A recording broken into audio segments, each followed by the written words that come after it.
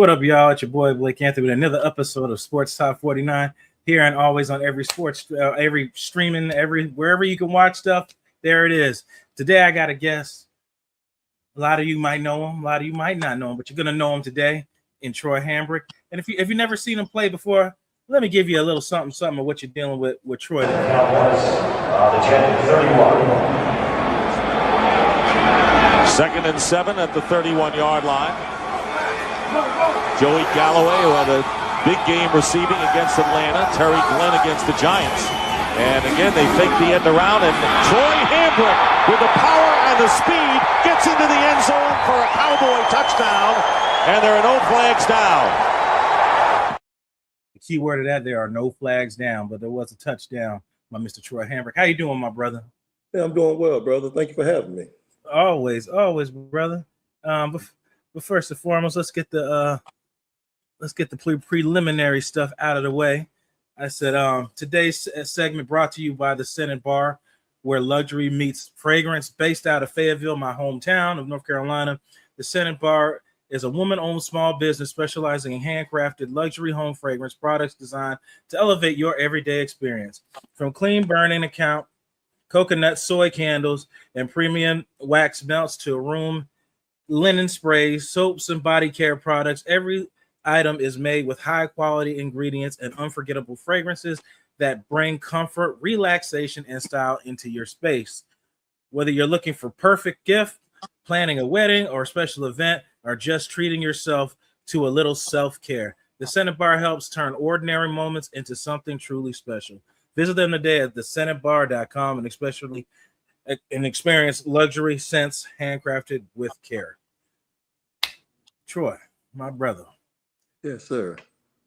So much to talk about.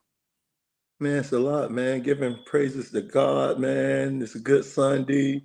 It's a good day to talk about football, man. Good day to talk about Jesus. And it's a good day to hang with the family, man. You know, I'm going through some hard times in my life at this moment with the passing of my wife back in January. So as you can tell in the background, I'm giving her remembrance, love, and, you know, just not letting her die away, man, not fade away. We miss her and truly love her. Absolutely, and people live on, and how they live on is through your memories. That's how they live on for forever. Yeah, man, through ever, you know, during these times here, she believed in me wholeheartedly. So I'll usually have some headphones set on. She'll have the computer set up nice for me, and she'll be having me rock and roll and got my cowboy cup going, and she'll sit on the couch and listen to me talk. So it's just a moment, once again, just remembrance, man, and how she supported me for over 20 years, man. That's love right there. Even in death, you still love each other. Yes, without a doubt. Yeah. And if you guys aren't familiar with Troy was a Dallas Cowboy running back who brought power, toughness, and passion with every touch in the NFL. I said the one and only Troy Hambrick. We'll be talking football, life after football, and some of the hottest topics around the league. That's what we're going to be doing with Troy today. So let's start off with the one that keeps lingering on. Let's talk about Mr. Aiyuk. And before we get into talking about Brandon Aiyuk, let's put some context and let you see what his latest video is. And let me know what you think about it. Oh, you thought I was done? Man, get your ass up. Come here. All right, y'all. So I understand that a lot of y'all is new here. And so I'm going to just fill y'all in and give y'all the details so that everybody can understand. The reason why the agent being fired is such an important detail in this whole story is because that agent is also the agent of the general manager for that one team. And that agent really started this whole shit because I fired his ass, but he want to text my wife like he's smart. Nigga, don't ever text my wife. Your ass fired. Your ass grass. Get up out of here. Get gone.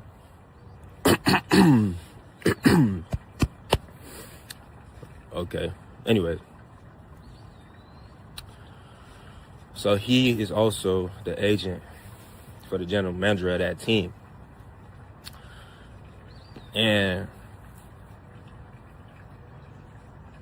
these niggas is all weirdos, creepy predators. I would never, ever, ever fuck with these niggas.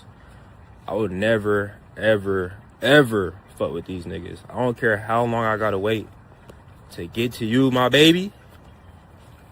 But if it involves fucking with them niggas first, I'm waiting. General manager gonna pull up to my house. Oh, weirdo. Like, bro, don't pull up to my house uninvited, boy. Shit ain't safe. The fuck? But I knew his ass was gonna do it. So I'm looking at my camera, my front door camera. I see a big old white boy, white man, former NFL safety. And I'm like, oh, hell no. And I know my wife is about to be back home soon. So I had to call my wife and say, it's a big ass white man at the house. I don't know what he doing over there. He was not invited. Shit creepy. So if you on your way home, probably just spin the block a few times, because I don't know what bro on. Like, weird. The same general manager that tried to run me down and come apologize for his head coach, because his head coach got a temperament of a fucking toddler and was speaking out the side of his fucking mouth to me. Knowing that you got it, bro. You got it, bro. What I'm gonna do in here, beat you up? Come on, bro. Like, come on, bro. You just talking crazy because you know you can talk crazy. But you feel me? Niggas gonna respect me, or I'm gonna get on, bro. So the story is, I don't fuck with them niggas, and I never will. But I forgive niggas. You feel me? You feel me? I'm trying to get better. I'm trying to grow. I'm trying to heal. So I ain't finna hold it against niggas, but we is not cool. We won't be cool, and I will never be stepping in that building except for on October 19th when I come through with that motherfucking belt. Troy, your thoughts? Man, who was around this kid? This kid needs some guidance, you know?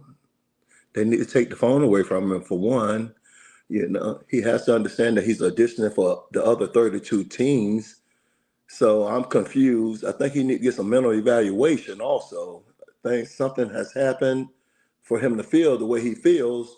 But, man, we're still auditioning. You know, you signed a $120 million contract that ended up getting voided because he wouldn't even show up to do treatment. So he's been fed the wrong information. And, you know, if I'm his family, I'll be totally concerned. With that being said, you see these acts all the time that goes around in the NFL. Guys who's truly given their all to these organizations, and they feel that the organization owes them something. You know, I can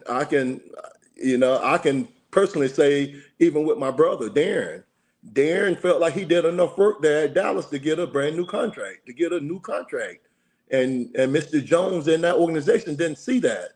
And man, it was some rebelliousness there.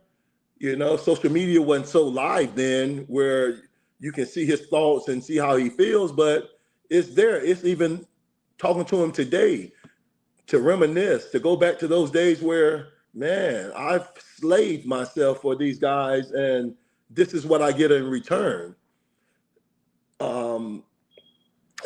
I have Mr. Brandon been blackballed out the NFL if he's not careful. I don't think it's no place in the organization, no organization for this type of outburst. I know he's hurt. I see the hurt. I see the confusion.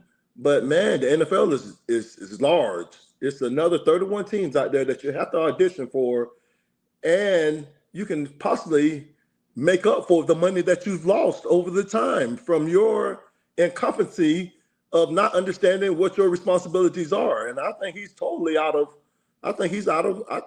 whack.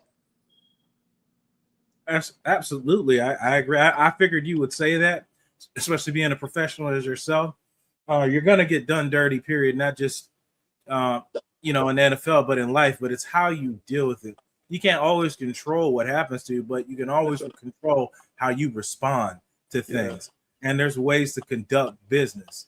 Let me give you guys a little context. Troy will understand what I mean by this, but the average fan might understand how things work. So Brandon Aiyuk was obviously dealing with an injury issue with the team and stuff like that.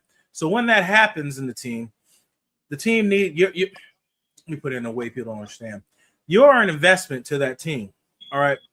So they have an obligation to monitor how your recovery is, how things are going. You also have a choice to work out and rehab there, or you can rehab at home. So people hire their own people to do rehabs. In doing so, you need to come in 4 days earlier. I believe it's 4 days or something like that. So the other 90 players aren't there. So they can look at you first before they start evaluating the other 90 guys that are reporting to camp. The issue was he wasn't reporting anything to that. And the San Francisco 49ers have every right to know the process of his injury because they invested $50 million.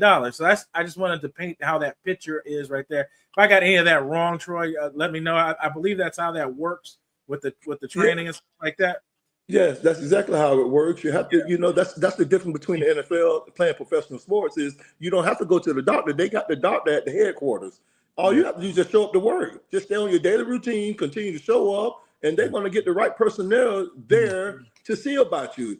They've invested a lot of money in you, and I don't see why he doesn't want them to care about him. This is ground. This is one-on-one. If I'm hurt on the job, I'm coming back to the job. It's no different than workman's comp. You guys are responsible for me. Please take care of me. And I don't know where the hurt comes in at. He got the money. He got the big payday that everybody's looking for. All he has to do is just work out. Just work out. Get yourself back ready. They added Mike Evans, another veteran receiver, to give you more time. And I don't know where it went wrong. I think the relationship between organization and the player, the line has to be drawn. Yes. And you got to meet your criteria. The organization got to meet their criteria. And this is how the ball's still rolling. I think Mr. Brandon is way over his line.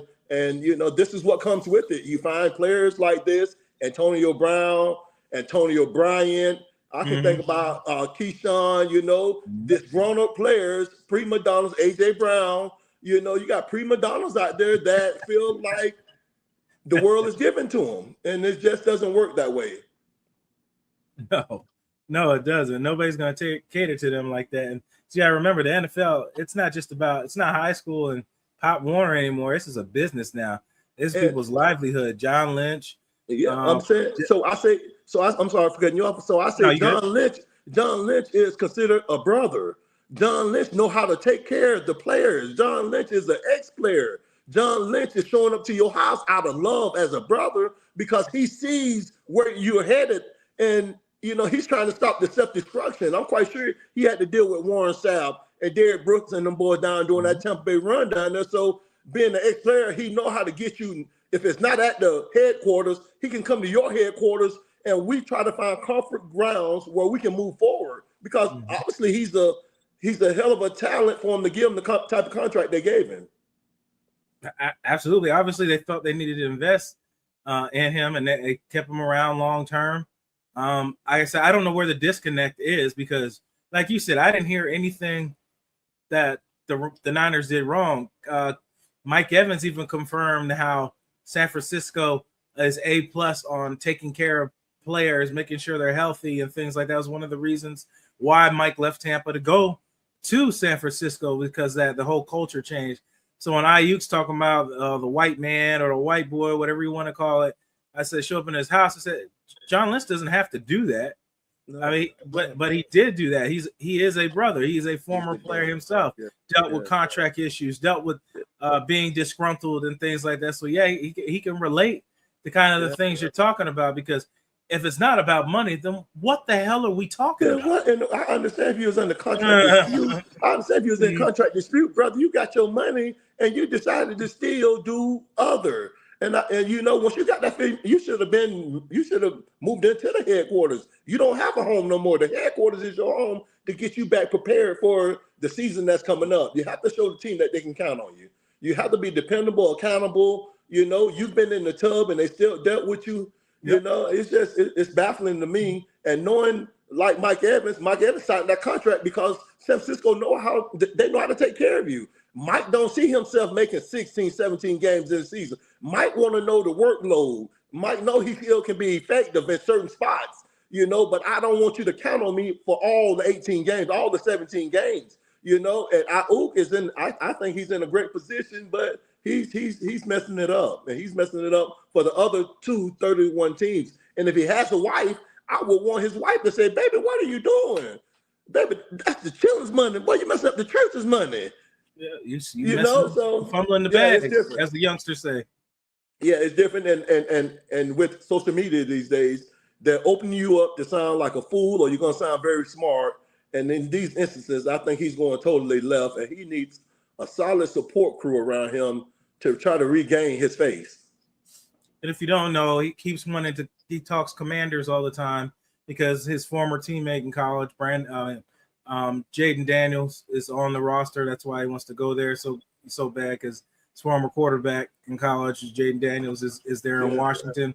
But yeah, like you said, you're auditioning for 31 other teams, and the people that love you need to tell you to put the camera down. Man, they need to take the phone away, bro. They need to take the restriction. They need to put restrictions on him. I don't think Washington, even though I think Dan Quinn is in a position where he has to win this year and win and keeps his job, I don't think you will bring a poison into that locker room with a young Jaden McDaniels.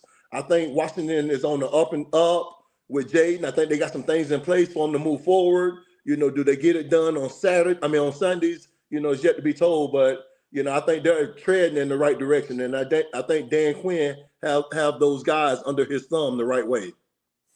Yeah, and you don't want to throw in the wrench into all that, because one cancerous guy, I don't know, we'll talk about it later. If you want to talk about, you know, some of your time there being around a guy that was cancerous and what it does to the locker room and the aura, but you don't want that when you have a team running the way you want it to run, good aura and all that. You don't want to bring in that bad energy into your team. Also bringing San Francisco and his baggage over to your team. You ain't got nothing to do with that. Why should you want to take on that baggage? Man, and I'm confused because you got your money, brother. So what's next? You got your money. Go in the gym and just do what they ask you to do. That's all you got to do. They got you on the time frame. They got you on the schedule, bro. Do what they ask you to do. And man, life will be sweet for you, your kids, your wife. Man, it's a lot different. It's a lot different. I don't know if it's just this mindset that I'm gonna get what I want and then do what I want. That's not how it works. That's not how it works. Yeah, it doesn't. Then you know the injury and if he hasn't looked over the years of the NFL, the years over the NFL means not for long, And you've opened a window for you from your ability to make plays. You open up a window to get a nice payday. And you know, and to continue to move on with your career, hurt or not, you have to do the right thing. And San Francisco gave you that money. Why are you not honoring them and loving on them? Facts. What's this we're talking about? You know, players and stuff like that. I was gonna jump into Kyle Pitts. We can jump into that next. I want to kind of keep on this pace about accountability and stuff like that.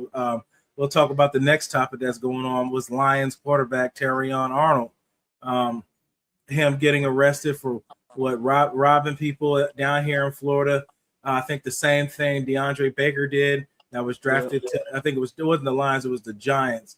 But the trouble he got in was down here in Florida as well. So there seems to be a pattern with people doing stuff when they're coming down here to Florida, doing dumb stuff. What do you want to speak on about the Arnold situation? I know you've been on social media. You're like, who want to talk about this? I know you want to talk about it. Go ahead, Troy. Man, you know, you actually these guys, you know, you get caught in situations a lot. You know, an infraction came in on him, and you know, I just think he went about it the wrong way. And once again, you ask yourself, who's in your ear? Who's leading the way? You know, a promising talent.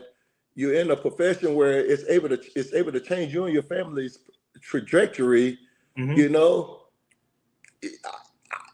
I don't know what you're thinking or what you're thinking, you know, and I think the guys around you was thinking more than you, and he got in an emotional reaction, And is it cool to be getting 200,000 taken from you? Is it cool to be robbed? It's not, but you got the authority. You're in a position where you're not street. You're not in the streets. You're not requiring things to come from the streets. So you shouldn't take that street code. And you should have called 911. And and that saves everybody. That saves you, and that saves all the co-defendants from this act. And man, it's a ripple. It's a ripple effect, and unfortunately, he's gonna have to bear some of that. Yeah, he can, like you said, you can't have an emotional response. Us as men, we can't do that, because when you do that, it ends up costing us. It costs us one of the two things: either costs us money or costs us time off our life of being incarcerated, making emotional decisions.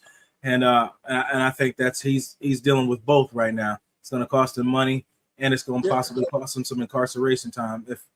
Because he's looking at the people are looking at it in a position of power, and for him, he's in a position of power, and he has followers, and leadership don't take your team around in the tank, and that's what happened with the situation. That they're looking at him as a leader and could get things done, and it's not it, man. The social media, once again, the people got the platform. They know how to go back and get stuff, man, and it's hard to break the law now. And for him, it's an unfortunate situation that it came back to bite him. It's no different than the Ruggs situation, Unfortunately, when he got in the car accident out there in Vegas, and he came up for parole, and they denied him. Looking for the next opportunity. I was a guy back in 2007, put myself in a bad situation in a drug deal. Situation that I should have known better and did better, and I paid the price for it. And nowadays they're making you pay the price for your actions. It's no turning your head to it.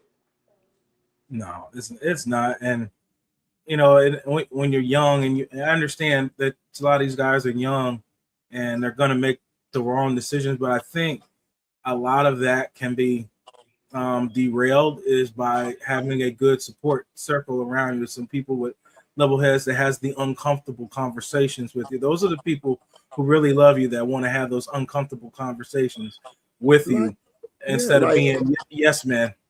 Yeah, like carrying $200,000 in cash, brother. That's a problem already.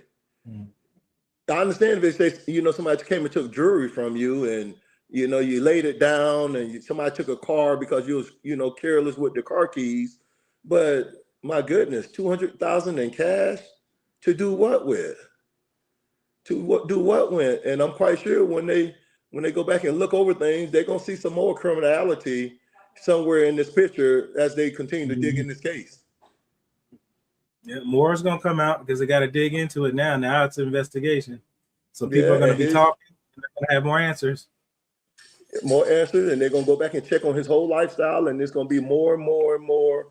And man, I hate to see them go down like this. Once again, Detroit is in a position where they're winning. They're in a winning culture. They're taking some young guys and they're building the team. And man, kids are coming out of college with NIL deals, coming in with money. Yep. They got a head start. They're not so hungry as though when I came in, we came in on bare minimum trying to just feed the family, and then we took it serious. But these kids come in with a golden spoon, and I think it's starting to show. A silver spoon at that. And it's starting to show. You talking about old times. Yeah, you talking about money. We couldn't even work anything. You had no money to do nothing. You sell anything, you do anything, you get suspended.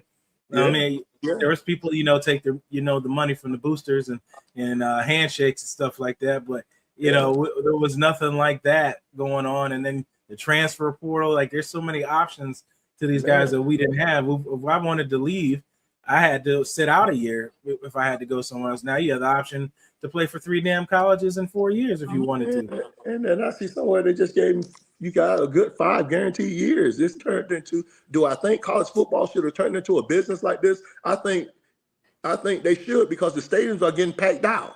So the players do deserve something. It's just how do you give it to them? How do you structure it out? Yeah. How do you build these young men? That's 90% of them coming out of poverty and to success with their athletic ability, and to success and to life. And, I think, when money becomes power and a ruler, these guys are buying Lamborghinis. They're riding through in all these cars that that once we couldn't even afford without being in the league already. So I think it's just misguided too. Once again, they're gonna have to go back to the NCAA. They're gonna have to restructure that stuff and just try to temperament them guys a different way. But I think they got too much leverage. They got too much control early on. That's my thought on that NIL deal.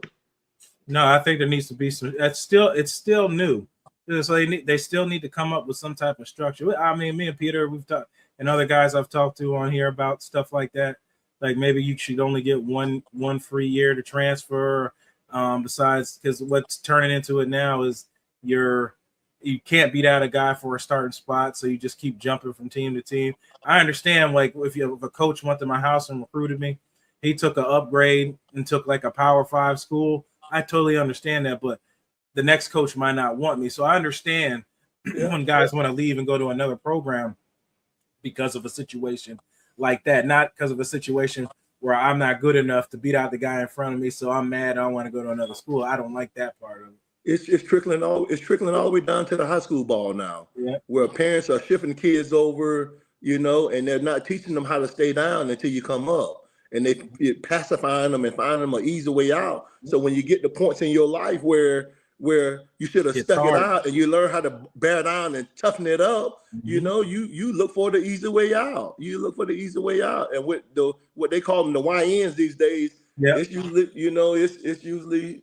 the violence and gunplay these days when it comes to grit and hard work and getting it off the muscle, the real meaning of staying down, staying in an organization until you come up. But another problem is they're not giving college coaches that many years no more to produce a winning culture.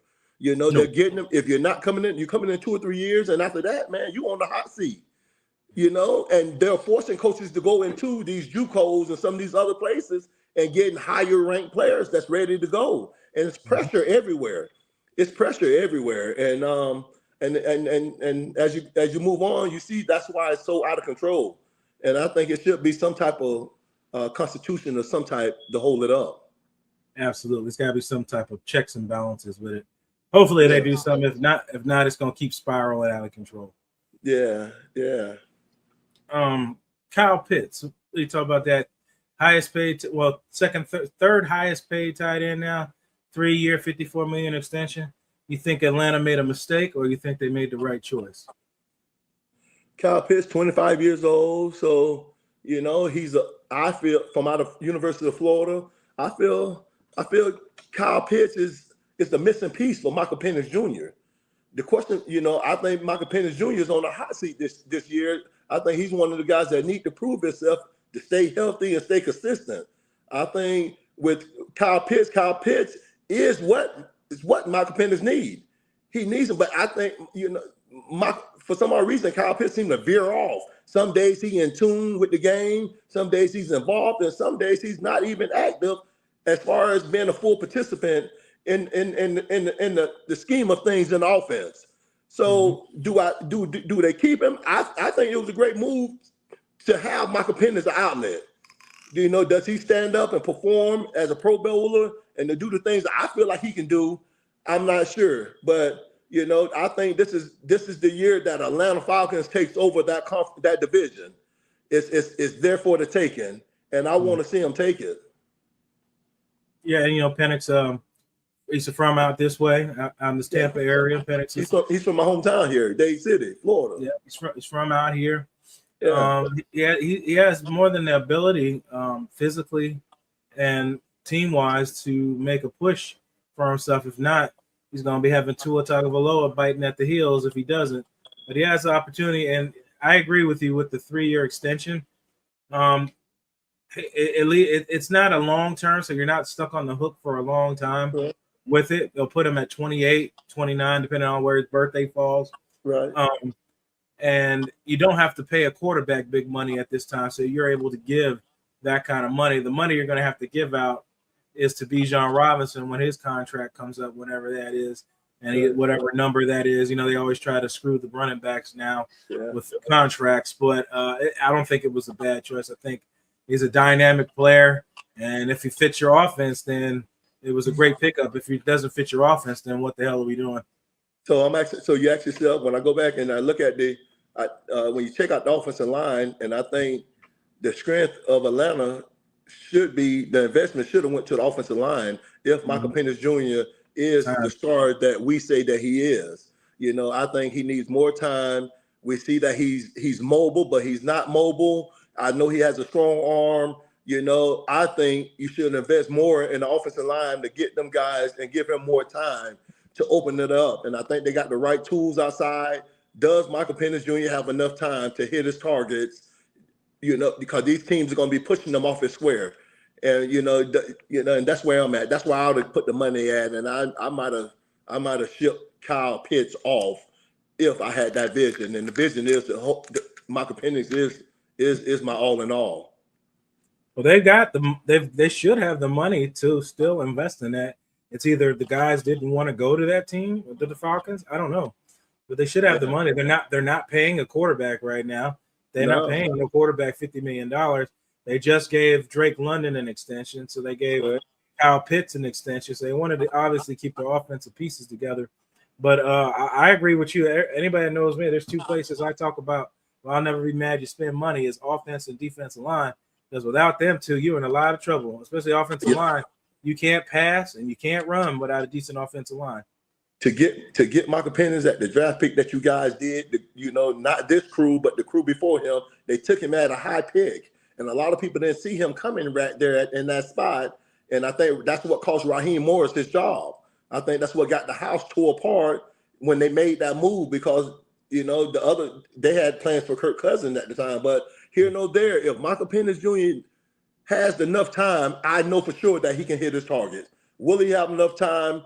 Will the guys give him enough time? Will they give him enough time? Can he stay healthy and show us the talent that he has? I'm looking forward to watching Atlanta. I went to the game last year for my birthday to watch the Atlanta Falcons and the Cowboys play there in Atlanta. And, man, what an experience. The first time sitting in the stands to watch an NFL game. I've never been a guy that want to sit in the stands and watch a game. Yes. So for the first time trying to tear down some of these walls and some of these things I say I wouldn't do. And last year, me and my wife went, man, November 6th, man, Cowboys played Atlanta. We was in the house, man. Wow. It's a good stadium. Mercedes-Benz, I've been in there. It's a great stadium, AC. Yeah. Got the community behind them, got the fans behind them. They got some enough stuff going on. I want to see Michael Penix Jr. perform to his ability. And I'm looking forward to this season. Yeah, I'm looking forward to football, period. Like I say, everybody knows, everybody has their team that they love. But I'm an NFL fan first and foremost. I like talking about rosters. I like talking about stories. I like to see how things play out and stuff like that. Because it's the thing we love about football. There's always underdog stories, and there's always stories of guys that are supposed to do something and fall by the wayside. It's how the game goes. That's how the game goes. How the game go, and when you bounce it out like that, where do you pick yourself up when you fall? Mm-hmm. How do you cheer when you're winning? It's those seasons in life. And how do you find the balancing point when things are not going so well? Yeah, because it's going to happen. You're going to hit rough roads, but you got to pick yourself out of them. There's no team that just steady rolls through everything with no issues. It's just football. It's too much contact for that to happen. Man, I tell my kids all the time, man, that I'm hurting from head to toe. And they're saying, Daddy, why you chose that profession? And I say, I don't know what made me, but, for us, it was no way out. It was no way out. Sports was our ticket out of the hood. And my brother and I, was blessed to take it to another level. And we're very grateful for that. Grateful for the opportunity and this lifetime. Yeah, I don't know. It just felt like it's just something that you want to do. And a lot of people do ask that, why I play such a contact sport. A lot of people have different reasons why. Some people it was their escape. Some people that was the only way they get finances, stuff like that. Especially a lot of Black kids coming out of the hood. That's what they think sports That's They paying the for it. way to go, unfortunately. And I tell you that even though the percentage is small of the ones that do make it, that's a heck of a target, man, to make it, from high school to go to college, and your name still rings from college, and then you get an opportunity to play in the NFL, and then it rings some there. Man, that's a wonderful feeling. That's a God-given journey, and it's a lot of work that goes into it. Yep. Yeah, so it's a lot of moving pieces. A lot of success in this league is opportunity and who you know. That's a lot of it. A lot of it'll get you a leg up. Oh yeah, and networking. Coming over to the signing. Being a Cowboy product, coming into a Buccaneers atmosphere, it didn't feel so good. But once I got my train of thought together, it's like, man, these guys walk this walk also, man. You can learn things from them. You can tap into the resources. You can network, and you can still work this here Bay Area sports and venue and this other stuff. I'm always trying to run out to Dallas and get up under Mr. Jerry. It feels a little more comfortable out there. But, I enjoyed this moment here over in Tampa, being a Florida product, and being able to mingle with some of the guys, Bucky Irvin, talking with him, trying to drop some wisdom on his little behind, let him know it's time to make business decisions and, stay healthy. And he thought it was funny, but I was serious. What did you say? What did you say to him? I tell Bucky, man, by the time I got up on him, he's so small. Yeah, he's tiny. He's tiny. I'm like, Bucky, man, what in the world are you doing? I'm watching you from TV, and man, you better stop taking some of these shots that you're taking. I sat and watched Emmett, and I watched Emmett later on in his career, and man, later on in his career, Emmett started making business decisions. Those shots, some of them shots you can't take no more.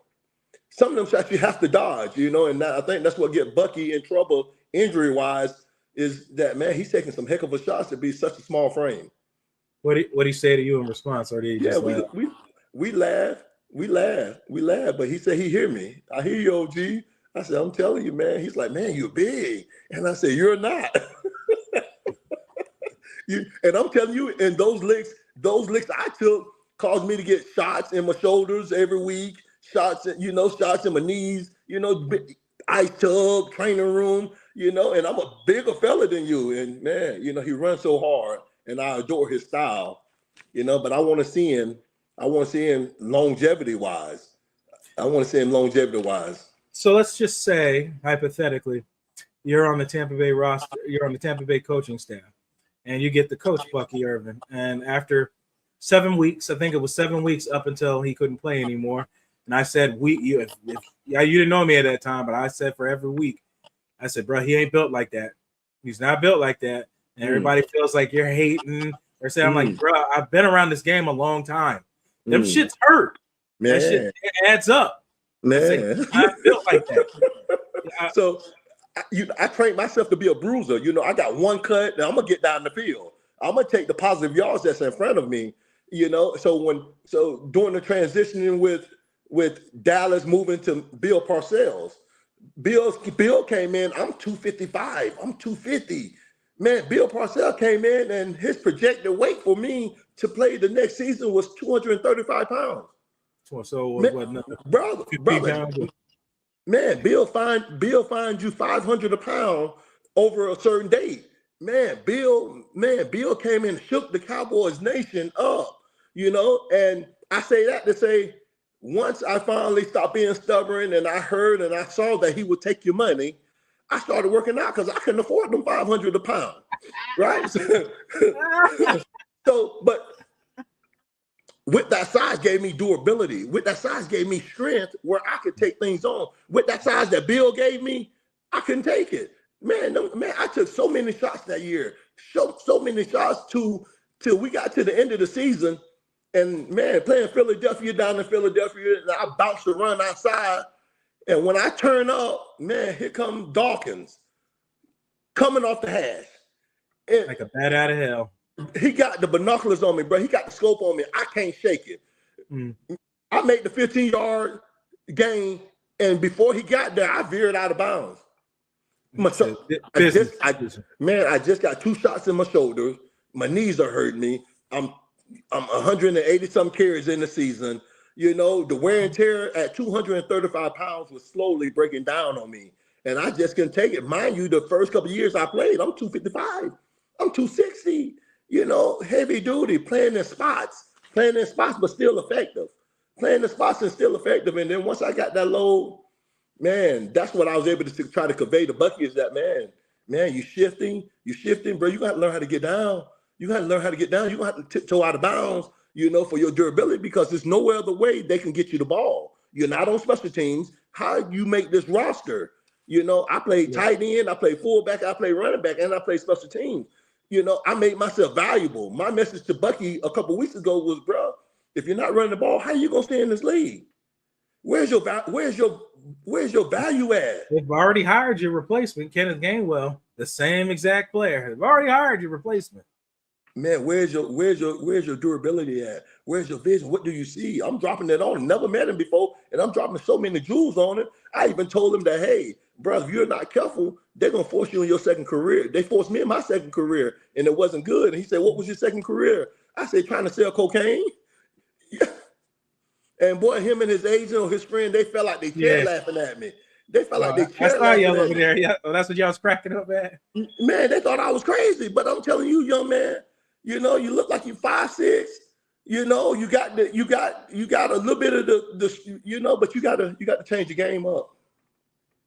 Yeah, you do. So that's what you would basically. That's what I was asking. What would you tell him as a running back coach to try to change your game up? So you would say to use Bucky, use him on the edges and things like that instead of running them in between the tackles. I mean, granted, you got to do that every now and then to keep the defense honest, but not at a max capacity, right? And Bucky got to know who he is. Bucky got to know his dimensions.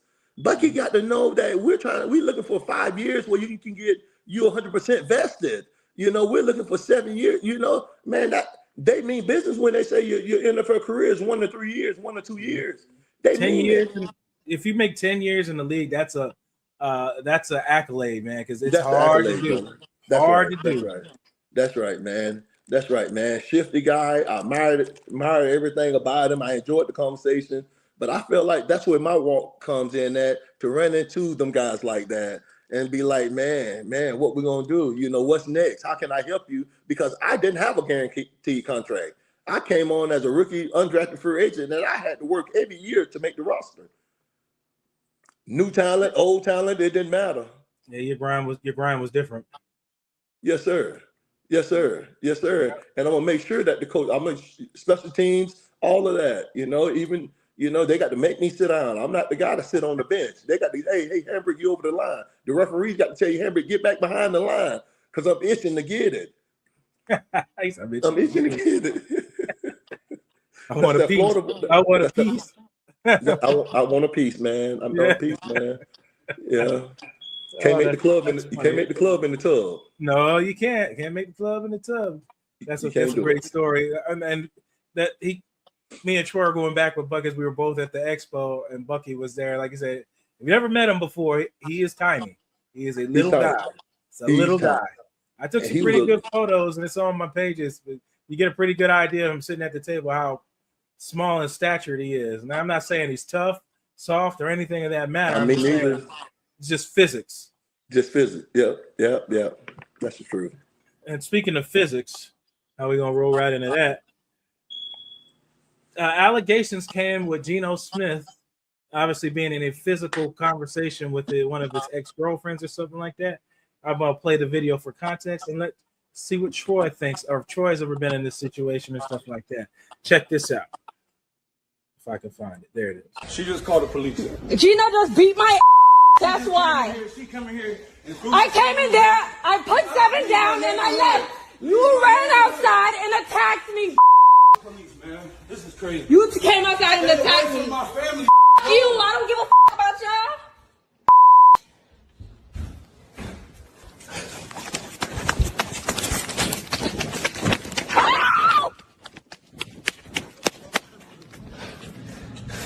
Leave my neighborhood.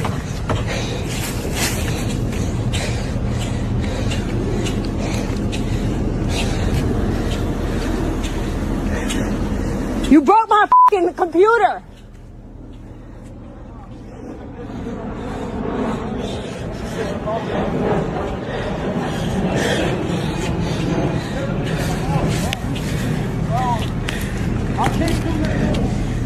you.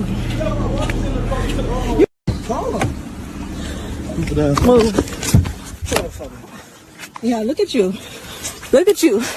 Get out of my car. Get out of my car. Stop. Get up.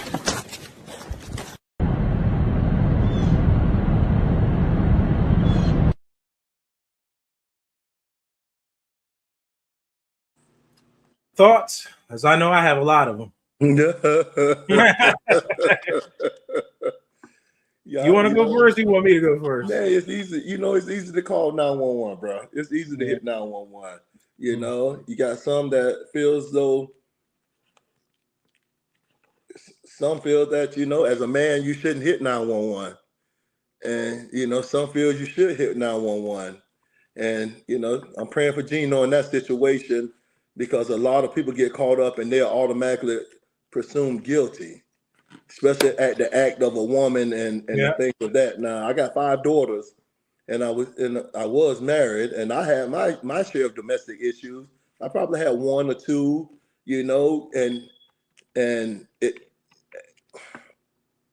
and it's usually just out of misunderstanding that leads to everything else, and man, it's unfortunate.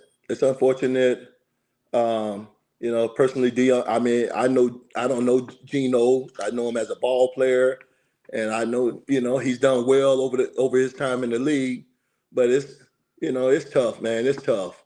It's tough with accusations, and you presume already you're guilty already. Oh, there ain't innocent till guilty. Yeah, You're guilty. guilty. You're guilty already if you don't go ahead and just give her way and send her on her way. And that's the recipe that I picked up. Give her way and send her on her way. Yeah. So yeah, that's tough, man. Nobody want to deal with stuff like that, especially with social media. Again, man, social media is wide open. You can't get away with anything. My goodness. And me and my cousin talk about these stuff all the time. He's like, man, you always act like that because I've learned over time that I don't see people want you to have emotional responses to things. So when people show me videos, I'd be like, where's the rest of it? Yeah, me too. I'm like, just don't show me the one part. I say, where's the rest of it? Because people like to chop parts up to the part where they're right. But in the whole time, if you saw the video, they're the one that caused the whole issue. Yeah, and Geno telling the whole picture. I heard Geno say, "Hey man, get out my neighborhood." I thought was fun. My bad, Troy. I said the thought was funny in that frustrated me is that you started running to try to act like he was chasing after you. I'm like, girl, stop. I'm like, you're on video. The man is not nowhere near you. You're running out in the street trying to make a scene. Yeah, and obviously you're not in fear for your life because you kept coming back. Yeah, so it just makes it look bad overall. Mm-hmm. It's not designed like that. Nobody wants that type of attention on them. Not, unless you're Antonio Brown. Oh God. Yeah, but besides or that, or Brandon. Brandon. Yeah. Yeah. So nobody want nobody in their business like that, man. Geno is living well, doing the things I see that he's supposed to be doing, and it's just those incidents, man. Somebody's looking for some type of entitlement, and with relationships how they're going now, people just pay and send you on. Maybe that was another, hey, I'm gonna get me a payday out of this. Yeah, and that's sad. That's what everything's turned out to be, and it's kind of on these guys too. I mean, you mess with these chicks that have nothing and all that. I mean, they're clearly not there. I ain't gonna say all of them. Some people are there for you, but a lot of them are there is because it's just opportunity, And Geno, he's had an interesting career. He was up, then down, then he's came back up now. Now he's kind of plateaued out right now. Yeah. But as far as I know, he's been a professional since he's been in the league. Like you said, I've never seen him in trouble and all of that. So I would say anybody looking at that, don't jump the gun. Let everything play out. And just don't jump the gun and think this man. I was all for Geno down in Seattle, man. Geno said they wrote me off. Yeah. but I He's didn't not write back. called back. You hear me?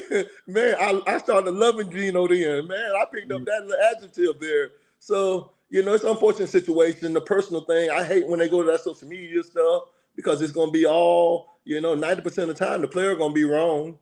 The player going to be wrong. He's going to get some type of persecution, and it don't be warranted. And, that stuff travels with you. Once again, if we're looking at it from the professional standpoint, the Jets don't want that type of cloud over their head. They're trying to Glenn is trying to get a winning formula down there. He's trying to implement a veteran presence, while they go through their learning and, their curve. So, nobody wants that cloud over them going into training camp. No, definitely not. Like Aaron Glenn's got his own set of problems just dealing with the Jets' his damn self. They said, and now you got to deal with this stuff. I mean, you can't help that this happens. Everybody goes, "Oh, well, they should do this." I'm like, it's not always that simple, man. It's some of the stuff. The problems come to you, and you just she said, he just stays at home. Like, and the thing, I don't know if you saw, it says he stays at home and watches porn and plays video games. So, like, you tell me right there, he's not out in the streets doing dumb stuff. So, yeah, man, that's good. I'm gonna leave that alone. I'm gonna leave that alone. Hey, brother, I'm on my that's his preference, and he's not out. That's what he wants to do. So but those things, when you're dealing with the other sex and the emotional things of relationship, them things get taken out of context, and somebody gets a wrong read on it, and expectations is applied, and once you expect something from another one, it becomes faulty sometimes. Yeah, very. And sometimes your expectation can be unrealistic. Very. This has been a debate for a little while. I know how I feel about it. Moving on from Geno. Do you prefer turf or do you prefer grass? I came in the league, and the Cowboys had the old stadium with that heart behind turf. It's just a carpet put on top of concrete. That's what it felt like. And every Sunday missing half of your skin off your body, it just became the norm. And you try to make it right. You try to put the sleeves on, but it always takes a piece of you. And in some moments you're all right with it, and some moments you're not. And as a running back, they say you run faster on turf. But I'm from the old school where I like that just natural grass, brother. Nice manicured grass. Manicured grass, man, and it helps your joints. I wouldn't be beat up so bad if I wasn't so compounded with every step. Even when I hit the ground with the turf, man, it's not giving any. It's not giving any. So, man, it's one thing with the players hitting you, and then it's another thing when you hit the ground with 300-pound guys on you, and you looking for some comfort when you hit the ground, and it's not there. So I've been over the turf for so long, and I think it also it accounted for a lot of great athletes' talent. It's taken a lot from some guys over the years. A lot of knee injuries. Same here. Coming out of high school, we had one of the most better fields in Cumberland County in Fayetteville. A field was pretty damn good. So when turf came around, I thought it was like the coolest thing when it first came out. It was something new. Kind of concrete. Wear sneaker like shoes on it. But in the long term, I've after games, my knees would hurt, and I didn't really play on turf like that up until after high school.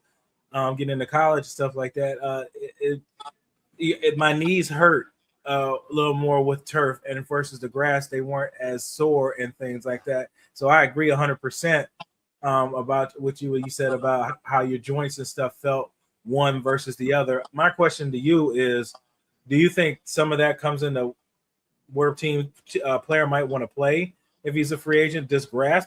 Did you say grass? I think one player said something about that. I think it was Sorellis, I can't remember, he's an offensive lineman, and he said he wanted to play in Tampa because they use grass field versus Indianapolis using turf.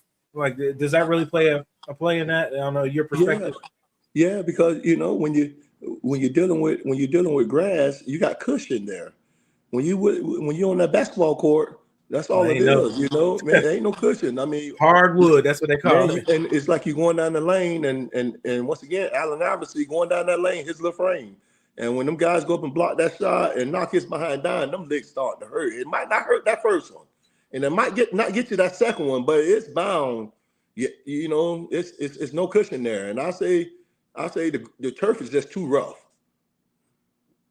Even though it in the element, the game that we play in, rain, sleet, or snow, I'm still for the grass. I'm still looking for a little absorbance with me going down with 300, 600 pounds on my back. Yeah. And then when you ever play up north, they had that heated turf. You thought was the coolest thing. Like I said back then, not knowing them what I know now, obviously I changed my opinion about that because I prefer grass all day. So I'm with you on that grass all day. Yeah, man. I like the grass a lot better. And let's get into your favorite topic right here. Are the Dallas Cowboys a Super Bowl contender? Man, you say Super Bowl. Why I'm sitting there looking at your question, tell me about the Super Bowl, and I said, okay, let's run it off. We got the first three games. We got the Giants, Washington, and the Ravens. Oh, you got the schedule up? Let me pull it up so I can look at it with you. Keep going. Yeah. I'm gonna pull up the schedule right now. That's week one. Giants, Washington, and the Ravens. I have us going 1-3 there, or 1-2. Really? So you think that Cowboys Nation is going to panic? Y'all go 1-3. They're going to flip shit if they go 1-3. Well, I mean, that first quarter. Yay! I mean, I know last year, man, we got ran through so bad that it was just, it's just how it goes. So you got two NFC East division games coming out the box with a one AFC. So I got them win. I have the Cowboys beating the Giants and then losing to Washington and Baltimore. Really? Okay. That's what I have. Then you got I'm looking at it. I see you got two division games right at the gate. Yeah. Then you got October. You got Houston, Tampa Bay, Green Bay, and Philly. I have you winning one game there. Wow. I got you. I have you beating Tampa Bay. I got Houston is too strong, Green Bay is too strong, and Philadelphia is too strong. Then you go to November. You got Arizona, you got Indianapolis, you got San Francisco, you got the Titans, and you got Philadelphia. I have you winning one there, which is Arizona. Wow. Okay. You got December, you got Seattle, you got the Rams, you got the Jaguars. I don't have you winning any of those. So you saying the Super Bowl contender? I'm saying this is a tough schedule, man. I didn't think about it like that. So you pointed this out just now. That's why I'm quiet. I'm like, holy shit! That's a hell of a schedule. I've been riding this schedule for almost a month and a half, looking for some daylight, looking at how I'm gonna spend my money during football season. And I'm telling you, I love my boys. I love the opportunity that Mr. Jones gave the Hambrick family. But man, this is not a desirable schedule. He said it ain't looking good. That's what he said. This is not a desirable schedule. Plus, you got Pickens. You got your guy outside. He's getting $27 million. You got CeeDee Lamb getting his money. You got Dak Prescott getting 60. I just, I don't see it. He said, I just don't see it. So he looked at the schedule and pretty much said, Hold up. Wait a minute. Something ain't right. And like Marv said, playoffs. Playoffs. He said, we're not going to win another game.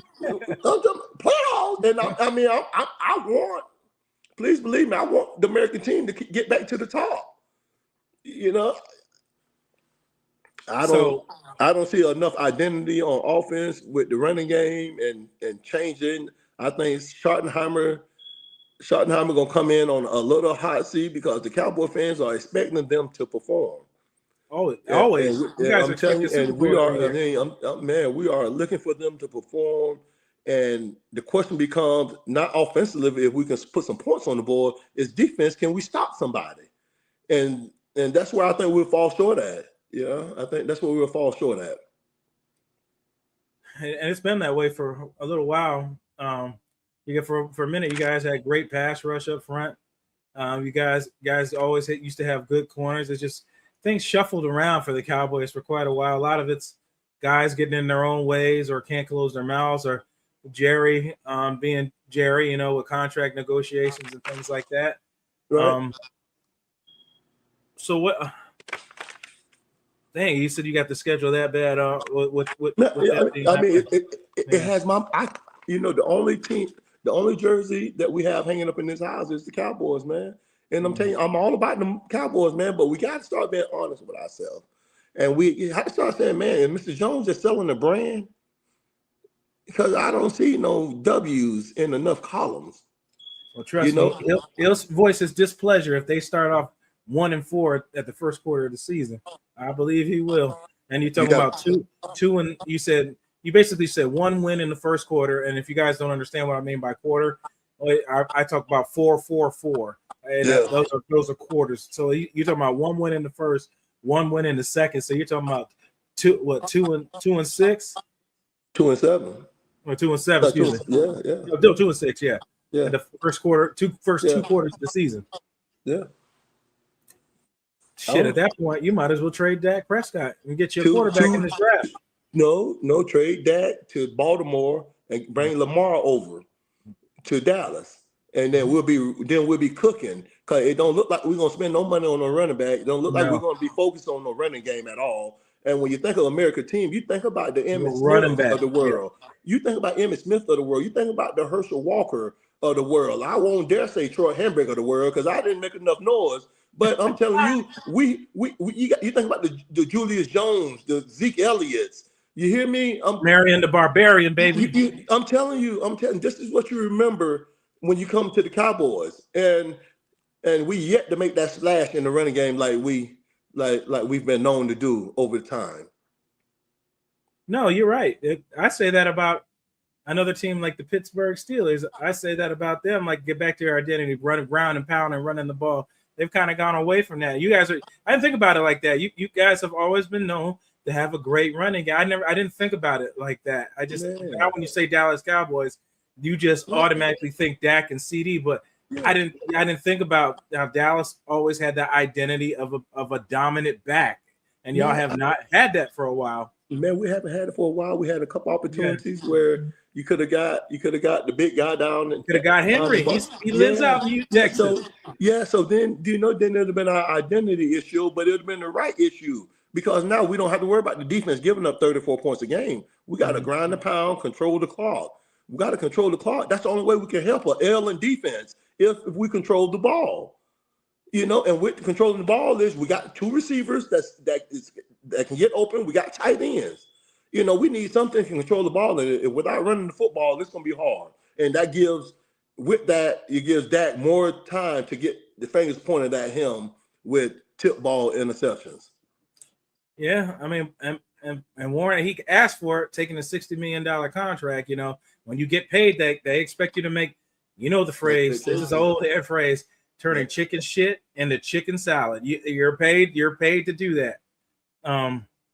Troy probably got a phone call, but we were talking about, that's just what happens with that. In a given Sunday, it's possible, but man, we got, I'm looking for anywhere in between the lines where the Cowboys can get up so I can talk trash to these Tampa Bay Buccaneer fans. And they've yet to do it. I've been disappointed all these years with them, even though we didn't have no Super Bowl run. I was an Emmitt Smith fan and a running game fan before I even was a Cowboy. So that running back position is so valuable. Did you ever meet Emmitt? You ever get a chance? Yeah, I played. You talking about have I met him? How soon? I met him, and I was there when he broke the all-time Yeah, leading like I'm record. not talking about like beforehand, or was the time you met him when you played with him? Oh yeah, no. Yeah. I never met him before then. Yeah, okay. Yeah, my brother was there for 2 years before I Yeah. got there, so I was hanging around the locker room. So I can't say I Right. did meet him. Mhm. I did. I think I told him I was coming to get his job. Ah! The same thing I told Fred Taylor when I was Another a beast. senior. When I was a senior in high school and my brother was at the University of Florida, I used to go down and hang out with the Gators, getting recruited heavily there. And I used to go in there, man, and tell Fred, man, I got to have your job, brother. See, I got to have your job. So no different than when I went to the University of South Carolina and ran into Deuce Staley. Boy, I got to have your job, Deuce.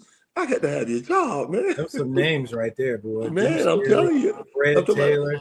Boy, there's the names right there. Man, I'm telling you, and it's be able to use your ability and work your way up the depth chart, overcome some of your mishaps in life, and to put an honest brand on the field every Sunday. And that's really Saturday. What Jerry's job is. You got to put a successful brand on the field. Yes, and your coach is supposed to execute it, because Jerry is the judge, jury, and executioner. He's the GM and everything, so he's responsible for hiring the product on the field, and your head coach has got to implement that. So with head coach, I did have a question for you. What do you think about Mike McCarthy? What do you got to say to Pittsburgh fans, if anything positive, but about them taking Mike McCarthy as the head coach out there in Pittsburgh, and then having Aaron Rodgers along with that, reuniting that? So you see, I think personally, let me back up. So Emmett's last run, the year he went into the breaking all-time the rushing record, they brought in, I think the guy last name was Dalen or something. He was Emmett's running back coach or head coach at the University of Florida. No, UF, yep. So I can't remember his name, Galen. So I say the same thing. I think Aaron Rodgers and McCarthy is on their way out the door. And I think this was one of the things where I think they'll tee up together and go ahead and check out. I think familiar face, it's all about the head coach, the franchise quarterback, per se, and the relationship they have, and it's all about the wins and losses, and the train of thought. Can I know what my offense coordinator thinking in these moments? And I think they had a great relationship there. I think when it came down to the X's and O's and pushing forward. I think they won a Super Bowl together, didn't they? Did he win it? Was it? Yeah, it had to be McCarthy when they won it, right? Because Aaron got one. Yeah, that's what I'm saying. It's been so long since Aaron won. Hold on. Yeah, I think it was McCarthy. Who was? We should know this. It's been so long, I can't even remember. When get a veteran coach. Veteran coach know how to deal with veteran guys. A veteran guy, an asshole like Aaron Rodgers. You hear me? He is an asshole. It was Mike McCarthy, 2011. You got to know how to deal with these here personalities, and you don't want no breakdown. And McCarthy and Aaron, their relationship wasn't broke. It was just how management went about business in Green Bay. Mm-hmm. And sometimes you get caught up. Once again, you hear about coaches leaving on terms that they wasn't happy with, and you rarely see coaches get out there on the internet and broadcast the organization and tear them down, because McCarthy understands that he's lobbying for 30 teams already, and that's back to Brandon. This, even though it seems like it's large, man, it's a close-knit group ownership there in the NFL, and you have to be careful about the articles that you put out there on the airway. Yeah, it's a tight-knit community, and that's why you see certain coaches go everywhere where a head coach goes. Guys want their guys implementing their system. Yeah. It goes like that in high school. It goes like that in college. It goes like that in the NFL. It is a network. It's a network. Yeah, it's a network. So I want to say congratulations to Larry Fitzgerald. I played with Larry out in Arizona when I think Larry was a rookie going to his second year. And we had some fun out there together, man. I haven't seen that brother in so long, man, but a young talent. I was out there with him and Anquan Bolden. He's another one. Oh, beast, Florida State. Man, quarterback, turn wide receiver. Another one that deserves some recognition. Somebody, going out of Arizona, you don't get too much pub out there. too much publicity. You're not on the mainstream. And, man, he went out there and put some hell of a numbers up, man. A great leader. Pahokee. He used to call me Lakucha. You hear me? That's what he said. That Florida boy chop, man. So I enjoyed it, man. That matchup with those guys out there. And I missed the relationship that we had going through. What was your greatest Larry moment? Fitzgerald? Yeah. Yeah, man. Every day he's gonna fly. He just a young energy. Don't curse. Gonna talk to you politely. And he's gonna ball. He don't smoke, don't drink. He's all about football, and that's how he carried himself. And he carried it all the way through, man. And I'm telling you, to quietly make the mark that he made on the NFL is like wow. Because the kid was less fortunate, didn't have the, even though they made the Super Bowl run that year, talent-wise, consistency-wise out in Arizona, you get older guys, you get, hurt guys, you get makeshift teams out there. And Larry was still able to perform and also lead the game on his own terms. And we forget that. You say when Larry, you don't even mention like David Boston that was out there in Arizona for so long, where his son just got drafted to Cleveland. If I'm not, I'm gonna keep an eye on that. I love David Boston. Like I said, if you're a football fan, you remember these names, and those are lost guys that get lost in translation. But Larry, like you said, when Larry's story gets all told, you'll forget because a lot of people don't even talk about this part. Larry was part of that whole regime of Pittsburgh University, where they started putting out great players. Darrelle Revis was a part of that as well. Yeah. John McCoy was part of that as well. There was a lot of guys coming out of that college at that time, and Larry Fitzgerald was leading that charge. And then going, like you said, going to Arizona, where you basically get forgotten. Yeah. Larry made it so you won't forget him ever. And we talk about that today. I said, this was a while ago. I said, damn, think about all the yards left on the field if Larry Fitzgerald had a franchise quarterback. Good God Almighty. Man, good God Almighty. And that's my favorite word. Good God Almighty. Man, you took it out my mouth. And he transcended the game. I have a picture with me, him, and Anquan Bolden jumping in the air celebrating one of Larry's touchdowns. And every now and then I go back and, man, that'd be a flashlight. Man, them guys, young talent, coming right in, getting busy. Dennis Green had already groomed him over at Minnesota as a young little whippersnapper. Yep. Wasn't playing, but around the game, learning the game, a student of the game, mild-mannered, respectful man, and he quietly came in and churned up some hell of a numbers, brother. Yeah, Larry's story is a great one. And I commend him for that, man. When I was going through on my road of affliction, from my bad decision, I ended up getting sent to prison for they sentenced me to 5 years. And I used to write Coach Denny Green, and man, he would write me back. Just one of them genuine guys, man. He was out. I think that's when the CFL came along. I'm trying to get my career back up and going. Seeing who I can check in to get opportunity with, and man, Denny was a guy I wish I could see again. If you could see Larry Fitzgerald right now, what would you tell him? Man, Larry, man, you did your thing. I'm sorry, my career was cut short. During that time I had an ankle injury, ended up going on IR. They couldn't hold a roster spot. I ended up getting released from out in Arizona. But man, proud of Larry, man, humble kid, man, and one of the few that can lead the game on their own terms. Calvin did it, Barry did it. It's just those guys are just different, and then they know where to tap that out. They cry when they come in, they cry when they leave. You didn't see Larry do none of that. You didn't see, guys don't want to turn it loose. We love this game through and through. We don't know nothing else. And them guys was able to rescind themselves and make themselves into another career. And, those are the stories that warms their heart up. Absolutely. Like we talk off air about life after football and stuff like that. I'm sure we'll share some more stories with each other about that stuff like that. But I appreciate you coming on. I'm talking these stories. We'll do this again with some more topics when we get closer to football. Is there anything you want to leave before you get out of here? Any final thoughts or anything you want to leave, Troy? Yeah, I do, man. I just want to thank God, man, for direction. I want to thank God for the support group I have around me while I travel through this here unforbidden situation that I'm dealing with.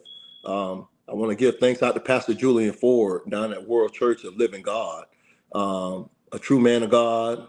He's picked up my concerns and put them on his shoulder, man. And, you know, you don't have too many brothers that does that. And to take time out and, you know, to lock forces with me, man, I'm so grateful for that. And I just want to give thanks, man. You know, the word today was attitude to gratitude. And we have to come up with that. We have to come up. We got to be great. We got to be thankful about something, man. God has done something in your life that you can give him praise for. And I'm just a vessel. As I sit and look over my shoulder and look at my wife back there, man, she'll be proud of me, man. And I just look forward to continue to try to build my platform. And wherever God want to use me at, I'm looking to be available. And he got me. And I want to thank you too, sir. Yeah, man, I appreciate you coming on. Like I said, we're going to be talking more and more about football and just life. Period. I love these talks. Love football, but I love talks. Having men talking, Yes, to each other about problems and things like that. Because it's a cliche, especially in Black community, we don't really talk about our problems. Yeah. It's like taboo. You don't really talk about it, but we do. We need to talk about things and find other avenues. Well, yeah, because concussion is not, suicidal is not the answer. Taking matters in your own hands is not that. You just got to open up. And man, I name Pastor Julian Ford, I could name my brother, I could name this whole community around the world, man, that has been on my line. I actually got in contact with Pastor James. He's out in Houston, Texas, and one of my other guys, man, we did time together in Alabama. And man, we reconnected some kind of way yesterday. And man, it was a fun moment to see guys doing well and making better decisions. Young men of our color making better decisions and being there for their family is where it's at. That is it. It's making better decisions. That is the key part. And accountability too. That part. Those are two things. Yes, sir. Troy, appreciate you having you on. Maybe we can get your brother Darren on, get y'all together, see what kind of shenanigans we can get in and talk some more stories and things. We'll end this as we always do. Yes, You're sir, the master brother. of everything. You're the master of everything. What you do with your life, what you do with it is entirely up to you. Yes, Thank you, sir. Troy. Thank you, everybody watching, and we'll see you guys next time. If I can find the end button.